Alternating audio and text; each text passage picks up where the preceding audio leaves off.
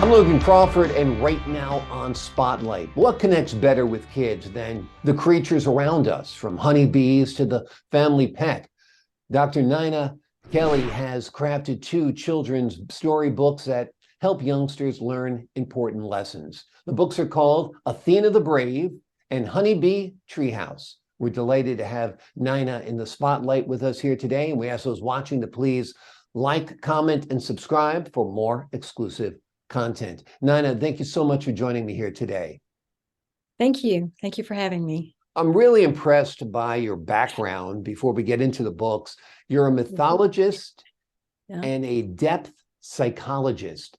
Yeah. I kind of know what a mythologist is. I guess you study myths and Yes. cultures that go with them. So tell us a little bit about your work as a mythologist and a depth psychologist. Well, a mythologist is someone who not only studies myths, but they've studied the major cultures, their religions, their philosophy, their psychology, obviously their literature. And a depth psychologist is someone who has studied Jungian psychology, although I've studied all fields, but it's symbols, dreams, archetypes, different. It just helps you to understand the human behavior better. Yeah. And I can imagine that informs your work as well as a writer. Yes, it did. And it has, and it also informs, actually it has, once I've finished mythology or studying, and I'll probably study to it forever, but I don't see life with the same lens.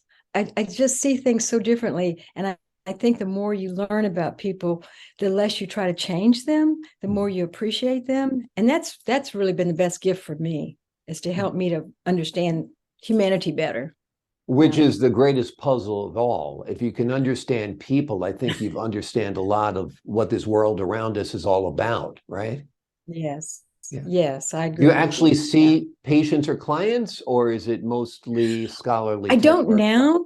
I didn't. My previous work, I was working for the medical school, and I worked with organ donation, transplantation, death, and dying. So I had a pretty heavy background in that, but I balanced that with the arts. So I always thought, life and death is on this side of the track, and the arts are on this side. And that's pretty much how I balanced my life. Because I think you need both. You need to see the perspective from both.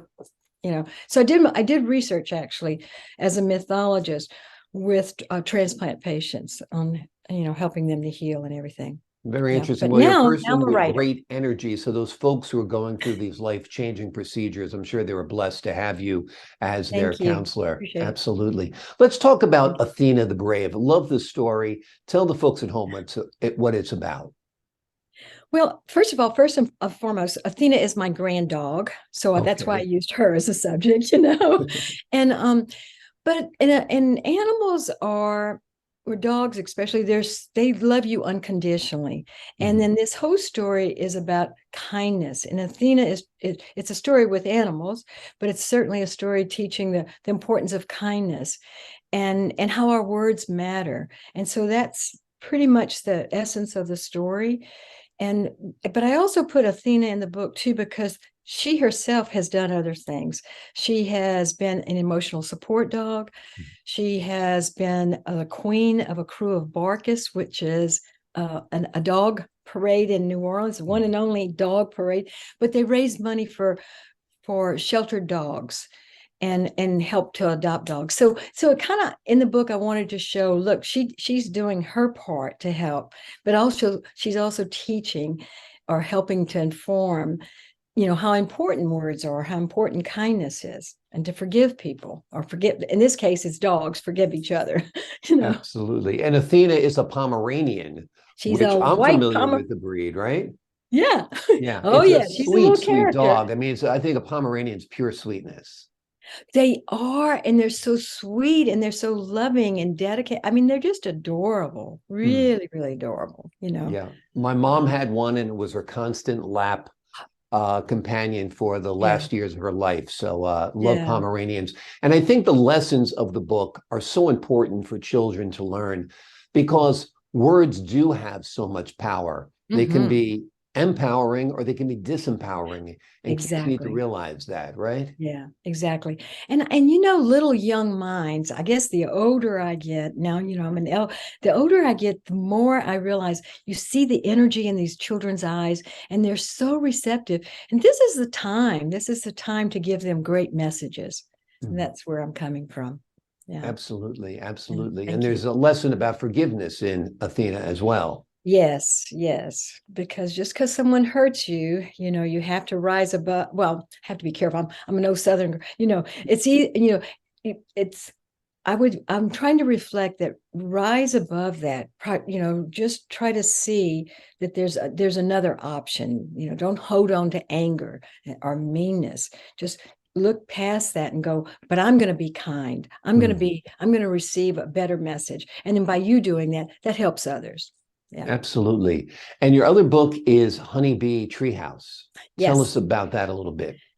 Well, Honeybee Treehouse, I I'm a nature person, and the Mhm. more I walked, the more bees I saw, and then I kept thinking, wow. So I started reading about bees, and then I realized, oh my goodness, they're endangered. Yeah. And so I created this story once again for children to inform them how important bees are for our food, for fruits, vegetables, everything they eat pretty much is because of the bees. And so in this story, it's where the children learn about saving the bees, they learn about bees, and they take an active role. Little children become activists very early. Yeah. And so that's where I'm coming with that story. Yeah. Are these your first two children's books? I wrote a chapter book. It's called Leo Learns a Lesson, with several authors. When Jack Canfield was one of them, Nick Nathan, and several other people. So my first one was called Leo Learns a Lesson, and that story is about words and why words matter. So I'm still on that trajectory of why Right. words are important. Yeah. Absolutely, absolutely. Now, writing a children's book has its own set of challenges in that Yes. you're trying to convey concepts to children Yes. using words and Yes. phrases that children can comprehend, right? Yes, I've written nonfiction before, and you just write. So to say, you try writing a children's book, that was a whole nother animal for me. Yeah. It was just a whole different learning. So I did study with Miriam Laundrie on how to write children's books, because it's not as easy. Well, it wasn't for me. It wasn't as Right. easy for me to write, but I'm very excited because now I'm in that track, I'm Yeah. very, I'm happy about it. Yeah. Absolutely. Have you been able to do any readings with children I at have. all? Tell me about Yeah. that experience. Okay. Well, this was the best. You sit down, I've gone to some museums and I've read to some children, and they sit on the floor, and they had me up in this chair, and I went, no, I want to sit on the floor. So I sat down.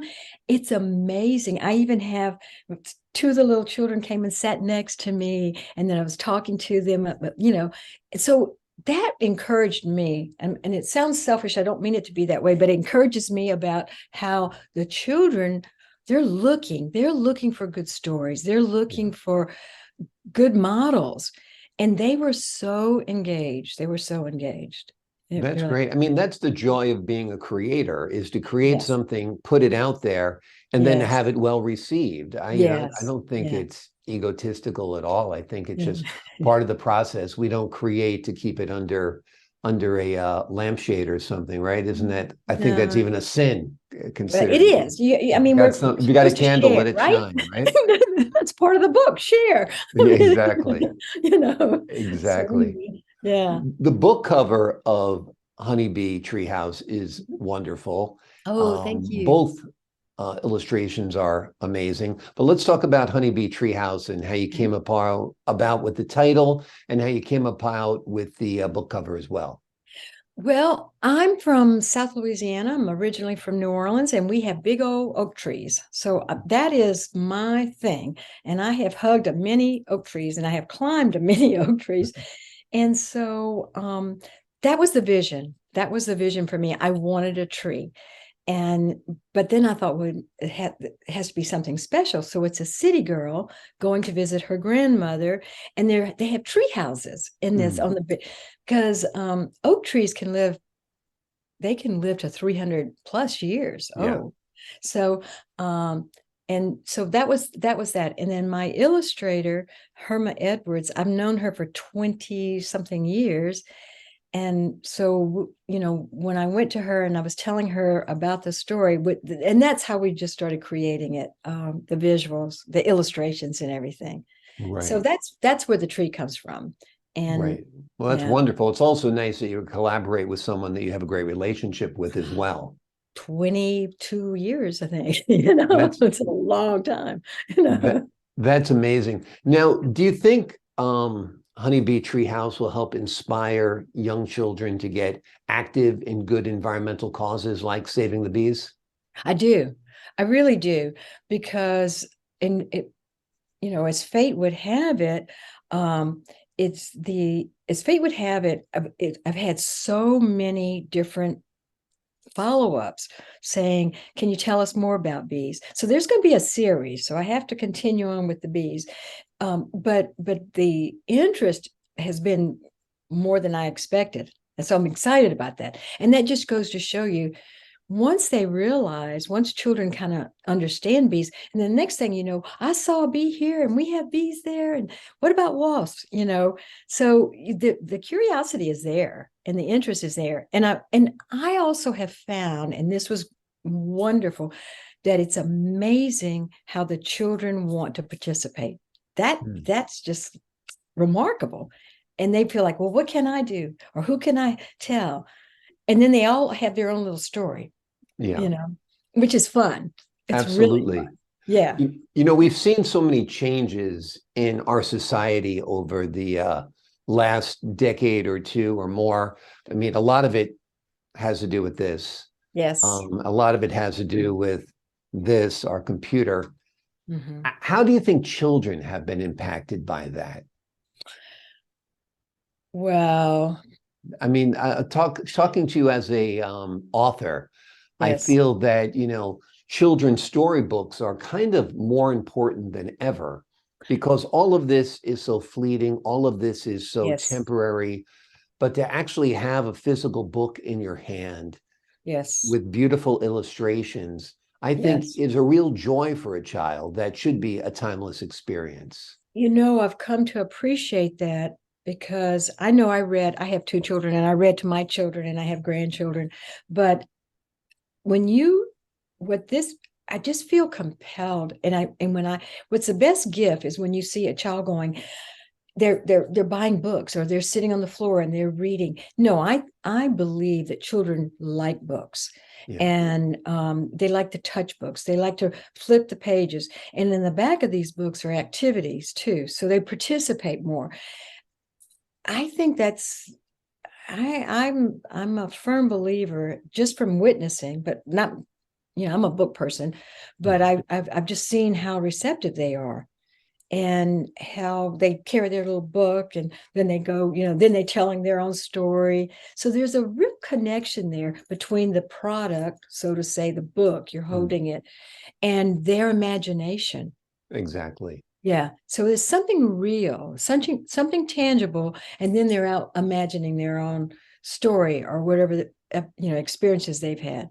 Yeah, I think eventually there's going to be a little bit of a digital rebellion.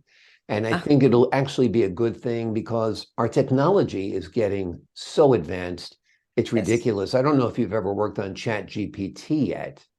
I don't know. ChatGPT is a new program that is artificial intelligence that you could write into it. Please compose a children's book for children ages 3 to 7 about the importance of using proper words, and make the central character a dog. And it'll write it for you. Yeah, but here's the problem. Here's the issue that I see with that.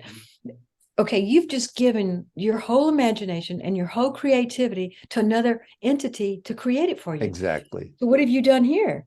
You've taken a holiday. Exactly. So and the more holidays you take up here, the less strong this will be. Exactly. Exactly. Yeah. Absolutely. Talk a Yeah. little bit about the research that you did for Athena the Brave. Was there any research you needed to do? Well, because this is my grand dog. I Which is mean, your grandchildren's dog? Is that how that no, works? it's my son's dog. Oh, okay. Yeah. And so I've spent a lot of time from when she was a little puppy. And so what happened, I think just spending time with her and watching the sensitivity, dogs pick up emotions, and I've Mm. seen that. And of course, when my children were little, we had every kind of animal you can think of. I mean, Yeah, and exactly. but so yeah, but with in particular with Athena, I saw how sensitive she was. How if somebody was in a bad mood, she picked that up. If someone was sad or someone was happy, so they pick up that, and they're very, or she, and I'm all dogs. Anybody has a pet, they pick up emotions, and they're there to comfort you, you Mm. know, and so I think that's why one reason I wanted to use her was because I knew her, and I knew her very well.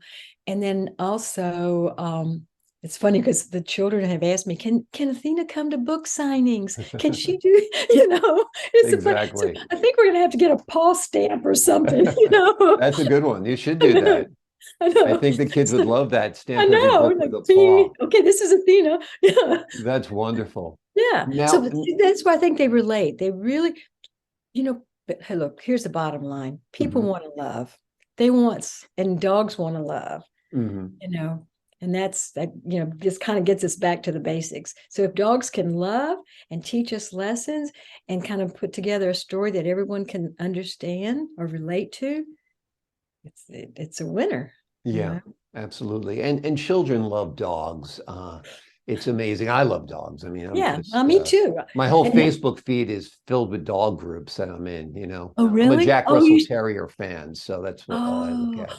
well, it's funny because ever since Athena came out, now when I go walking, I I'm always making eye contact with all these strange dogs. Yeah. And I'm just looking and go, hi, how are you? I mean, I look at them before the people almost. Exactly. Yeah. Oh, they're much more interesting than people. Well, they look at you like, okay, she's noticed me, Exactly, And exactly. I it's mean, in the true. pecking order, it's babies, dogs, Yes. people, for sure. Yes. Now, I understand you worked as an executive producer on an Emmy Award-winning documentary. Tell me a little bit about that. That's a pretty fascinating aspect of your life that also deals with dogs. Thank you. Yes, this was this one, this it was called A New Leash on Life, Canine for Warriors, and it had to do with post-traumatic syndrome soldiers who have Mm, served our country. And there is an organization that came that Canine for Warriors, and what they did, they took sheltered dogs, trained them. This filming was remarkable. When you heard the stories, as a matter of fact, Nick Naton was the producer, and we won 4 Emmys on that. mm, So it's a great story because putting the dogs together with the soldiers, I mean, I learned so much about the relationship of the animals with the soldiers, and it just transformed their lives. I mean, mm. really transformed their lives. So that was great. Yeah. And And it was a completely different endeavor for you as well. I mean, that's not your background working in no, TV I did. I production. did 3 documentaries, not my background, and the other one was Larry King, and meeting him because he was, that was fascinating because Yeah. he was so honest about his whole life, his whole story, and how he dreamed of becoming a radio person as he did, as everybody knows, Oh, sure. and that was fascinating. Tell me the circumstances about how you met Larry King. It was through Nick. It was through Okay. Nick. Yeah. And because I had written some chapter books with Jack Canfield, and also with Larry King. And then Larry King was writing, the book it's called The Big Question. And so he gave us an opportunity to write whatever we wanted. And everybody wrote about business. So I said, may I write whatever I want? He goes, sure, what the heck? And it depends, but anyway, I wrote why music matters, because Mm, I think it's all entwined in our world. We need music as much, or we need music as much as we need analytical data, so to say. Sure. In fact, in many ways, it's much more pleasing and enriches your life more to have music than to have analytical data, right? Yeah, and it's a universal language. Yeah. I mean, it connects us all. Whatever your culture is, you could have, but it's still rhythm, it's still music. So it still connects us. The unspoken word, so to say. And then I was very fortunate to work with another documentary called Foes of Honor. And this is where these soldiers that had lost their lives serving our country, there is a foundation called Foes of Honor, where it allows the family members to become educated, so that their family members can, that they can go to school, which is great. And it won a humanitarian award. So you're right. It was so it was just great though. It was wonderful. So filming, seeing it, being there, I learned a lot. Have you thought about either Honeybee Treehouse or Athena the Brave becoming an animated series or a film? Okay, yes, that means yes. yes. That'd be great, right? Yes. Yeah. From your mouth to the heavens. Exactly. Yes, because it would make a great story. Oh, I mean, those are great stories, They are. And yeah, so thank you for saying that. Yes. Oh, for sure. For sure. And I guess it would be animated. I mean, although some of the live action today is amazing too, right? Sure. But it would be great because what they're doing with animation now, part of it's real character, part of it's animation. So I think this would be great. Yeah. That's my. Especially with the voice acting today, you get people like, Jerry Seinfeld as a voice actor or whatever. Yeah. Right. It's really wonderful stuff. I mean, that's one area I think in many ways that the kids today are light years ahead of us with the TV and film production. That's for sure. Oh, yeah. Oh, yeah. I grew up, I'm a movie buff, so I grew up watching movies. And so my mind automatically goes there thinking, this could be, you can tell I have a lot of energy. Yes, just a tiny bit. A little bit, huh? I think what's important though, as a writer, and I have a very visual brain as well. If you're going to write a compelling story, if you write it visually as if it were a film or a TV show or a movie, I think it's more entertaining to viewers, to readers. That's a great thought. And I'm really glad I appreciate you saying that. Yeah, that's really a profound thought. Yeah, absolutely. Well, I hope I do get to see these made into, like I said, a series, and hopefully somebody out there is listening will pick up on that. Yes. Tell me about your advice to other people who are thinking about writing children's books like you have. Because like I said, this is a new genre for me, children. And but I believe that you have to, now I don't believe, I mean, I know it's imperative to follow a passion. And if something comes, talking about creative, if something comes to you and it doesn't leave you, then it's the words of wisdom is to follow that dream. And I think, life is ever changing. So sometimes we become very comfortable in one lane, but there's so many lanes. We have a saying in New Orleans: it takes many ingredients to make a great gumbo. And I think about life like that. It just takes so many different ingredients. It takes so many facets to make a great life. So I encourage writers, go where your passion is, go where your dreams are. Yeah, absolutely. I always say I'm most comfortable outside of my comfort zone. So, and it sounds like you are too, that you enjoy a new challenge, that you embrace new challenges, and that's what keeps you an engaged, active person, right? Yes. Well, I love life. Yeah. I mean, when we're only given so many heartbeats and we don't know what those are. I know. Yeah. Exactly. So you don't want to take any of it for granted. When you're writing your books, do you keep the parents in mind as well when you're writing for children? Wow. To be honest with you, I have to tell you, I keep the children in mind. Mm-hmm. I never, and so I guess I It's haven't probably a thus. little bit of both, I guess, in a Well, way. I because mean, if remember, I'm an you're elder. interested in the story, someone else like would be interested in the story also who's an adult, right? Oh yeah, and I'm an elder, so that kind of goes without saying. Yeah. That you know what I mean. It just kind of goes without saying. I guess I think about that part of it Mm-hmm. very respectfully, you know. But I also, so far, it's. I think about the joy of the child Mm. because you know children really want to be heard. They want to be seen and they want some role to take. That's Yeah, been my experience. absolutely. Yeah, so Now, I think I keep that vision in mind. oh, sure. Now, you Yeah. mentioned grandchildren before. Mhm. Have you, I'm presuming you read these books to your grandchildren. How old are your grandchildren? Tell me a little bit about that. Okay, yes, absolutely. They're my best critics. You know, when I Absolutely. did when I did Honeybee Treehouse, me and they call me Mimi, Mimi, blah blah blah blah. You know, I go, oh, okay, that's a great idea. You know, and so Right. it's wonderful. So we have this interaction, and then with and so now let's see, the little ones, I call them my little ducklings, Mhm. but they've just turned ages and now they're 10, 12, 13. So they're getting up there now. Wow. And then I have a 27. She'll be 27 this coming month. I'm only 10. Yeah, I was going to say you are, I can't believe it. I have a 33-year-old son and I think that shocks people, but you have a Yeah. 27-year-old grandchild? Yes.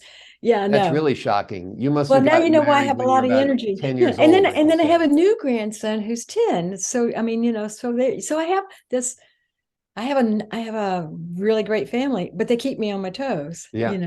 So yes, and truthfully, before I even began editing the book, what I did was I wrote it, and it takes many edits, obviously, but then I had my grandchildren look at it and give me their feedback, and and so that was really really good because you're seeing it from and you're hearing it from a child's perspective because I may Absolutely. be, but actually, you look very, very young to have a 30-year-old. Thank Wow. you. We're the Mutual Admiration Society here today. That's very good. No, you Yeah. look younger. No, you look younger. No, you Yeah. Oh, yeah. What the heck? exactly, exactly. Well, it's all just called time on Earth, right? Exactly, exactly. You've got a good spirit. I like to think I have a good spirit, and that Yeah, you reflects in do. one's face as well, for sure. Yeah. Tell Yeah. me a little bit about when you get the story idea. Does the idea come and then you write it down, or as you're writing, does the idea develop? Tell me a little bit about that writing process. Well, for me, for children's books now, for Mhm. me, the idea comes. And then I walk around and think about, I mean, it's stirring. So I'm Yeah. putting the concept together and writing it. I write it and go, yeah, I don't like this one. Or and I change it up. But the original thought is it just comes and I Mm. know what I want to do. And I'm just not sure how I want to have it to play out, you see. Yeah. Um, and I No, have fun with that because it's it like lives. asking you to choose amongst children, but which book do you like better? Well, that's an unfair question. you know, that's Let's say like, I have money for only one book. Which one do I buy? oh no, you buy both Of because they're course. wonderful. No, Yeah, see, but that's like asking, do you like the sun better than the moon? exactly. No, it is a tough question. Like I said, it's like choosing between your kids, you know. You Yeah, love no, them for I think different reasons. That's why I always told my kids, I love you for different reasons. absolutely because they're all different. Yeah, I mean, exactly. yeah, Tell me about incorporating the illustrations into your storytelling. You worked with a dear friend of many yes, years. That must have yes. been helpful. And tell me how that worked out. Well, here goes. I went to, we'll talk about Honeybee Treehouse. So Okay. first came Honeybee Treehouse, and then went over, visited, we brainstormed. I knew what my story was. I verbally told her, this is what I want the story to be. This is what I'm thinking about. And then we start brainstorming about how are these illustrations going to work because of the words. And Mhm. so that's a whole process. Right. So there's a lot of processes in this. you know. Yeah. And so that's how that. And then Athena, because she is also a dog lover, so she just loved that, Mhm. you know. And so that was easier because she goes, oh no, Athena, you know, because she has her own character about how she feels about dogs. Yeah. So it was a whole different dynamic. But I think every story is going to be like that. Yeah. You see, you know, because every story has its life of its own. Right. And Yeah. takes on a life of its own. And Athena looks like it is taking on a life of its own because you're planning a sequel or turning it Yeah. into a series, correct? Right. I'm going to do a series with Honeybee Treehouse, and I'm going to do a series with Athena because they're, you know, yes. So Athena's already, I'm looking at her on the floor. Athena goes, I'm first. I mean, Right. I tell you, they all have their personality. You know, Exactly. I joke a lot. I'm sure you can see that.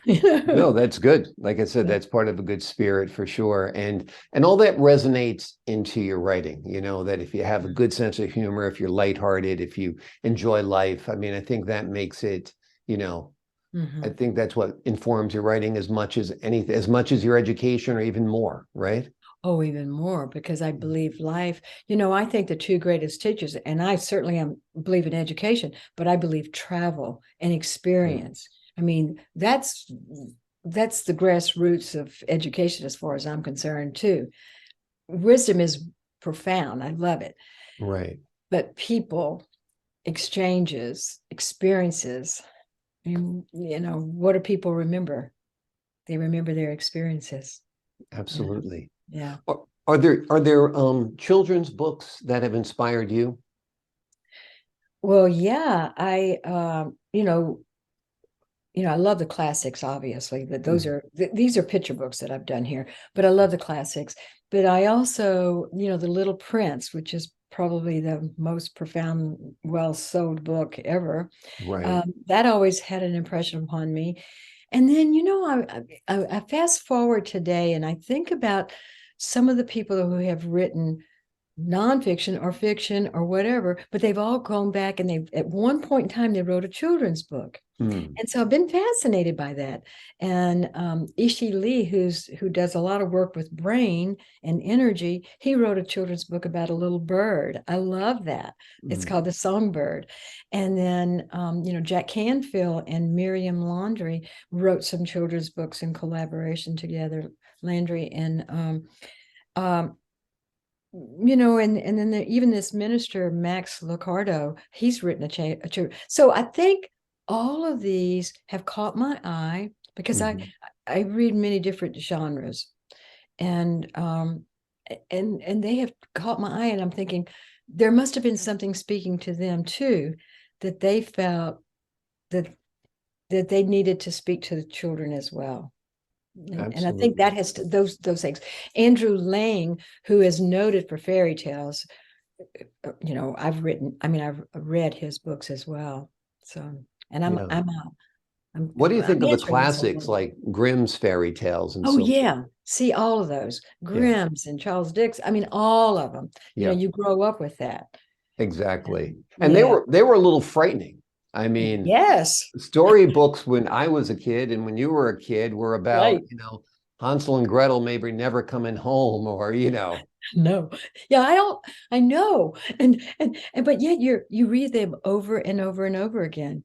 I mean, I have a wooden marionette of Pinocchio here. Which is the cartoon itself by Disney is kind of frightening. It's so It, dark, I the kid know. had the audacity to want to be an actor. And Right. and you saw how his It's life turned out because of that, right? right. But Yeah. see, there's a moral in that story too. Yeah, and it's interesting. You talk about children. Different children have different perspectives about things too. Yeah. Some little boys are very, very curious about certain things, and little girls are go one way or whatever. There's different time frames. There's different levels of where their eyes will roam. Yeah. Yeah. Absolutely. Absolutely. Mhm. Are you thinking about writing any adult literature? Well, I have. I wrote a book called Grace Has a Silent Voice. Okay.